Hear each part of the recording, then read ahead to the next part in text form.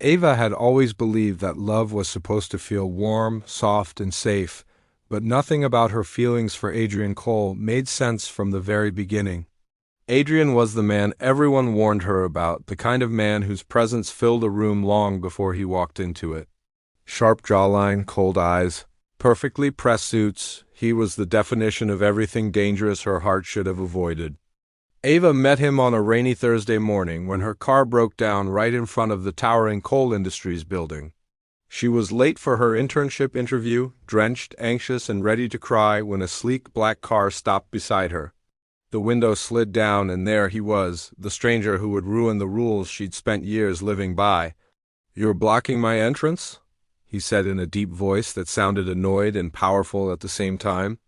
She stumbled over her words, apologizing, trying to explain. And instead of driving away, Adrian stepped out, removed his jacket, and draped it over her shoulders. "You look like a mess," he muttered, but his eyes softened just enough for her to breathe again. He drove her to her interview, walked her inside, and disappeared before she could thank him. She got the internship, and she got the boss she should have run from. Adrian Cole wasn't just intimidating, he was unreadable, unpredictable, and completely uninterested in basic human kindness. At least that's what everyone said. But Ava saw glimpses others didn't. The way he stayed late in his office staring at an old photo of his younger brother, the way he clenched his jaw every time someone mentioned family, the way he watched her when he thought she wasn't looking. She didn't mean to fall for him. She tried not to. But every time he demanded perfection, every time he corrected her sharply, every time he stood too close and her heart raced, she fell deeper. It wasn't healthy, it wasn't rational, but it was real. The problem was that Adrian was already broken long before she met him. His past was a locked room she wasn't allowed to enter, and the more she tried to understand him, the more he pushed her away. But love is stubborn, and Ava was stubborn too.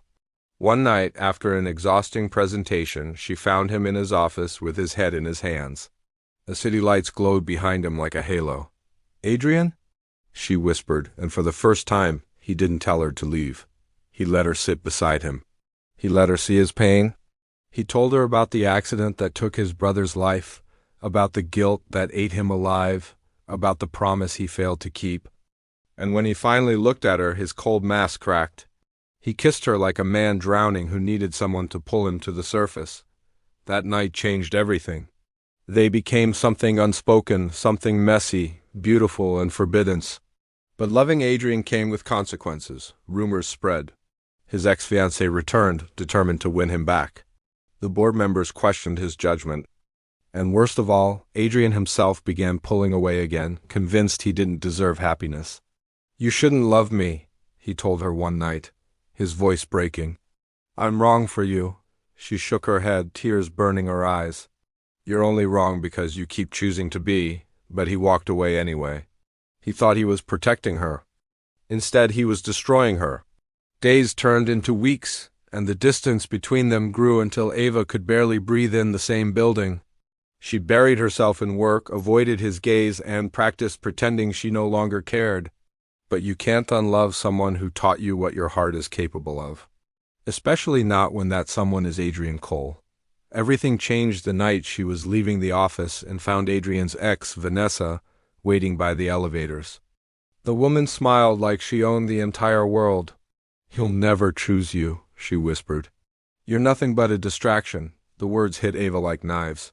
But before she could reply, the elevator opened and Adrian stepped out. His eyes landed on Ava first, then on Vanessa. "What are you doing here?" he snapped. Vanessa smirked. Reminding her of her place, something in Adrian snapped. "Her place is with me," he said without hesitation. For the first time, he chose her. He grabbed Ava's hand and pulled her away, ignoring Vanessa's shocked gasp. When they reached his office, he didn't let go. "I was wrong," he said, breathing hard. "I tried to stay away because I was afraid of ruining you. But staying away ruined me instead."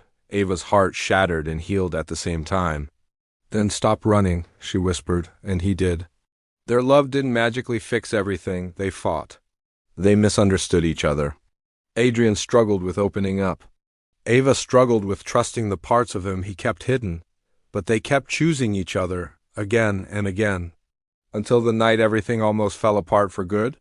Coal industries faced a major scandal due to an internal leak, and Adrian was blamed. Stress consumed him, anger controlled him, and Ava became the only person he felt safe exploding around. "Why are you still here?" he shouted during one argument. "Why do you keep holding on to something that's only hurting you?" She broke that night. "Because I love you," she cried. "Because you were the only man my heart chose even when my mind begged me not to," her voice cracked. "But maybe loving you is the biggest mistake I ever made." She walked out, leaving him alone with the one sentence that felt like a knife in his chest.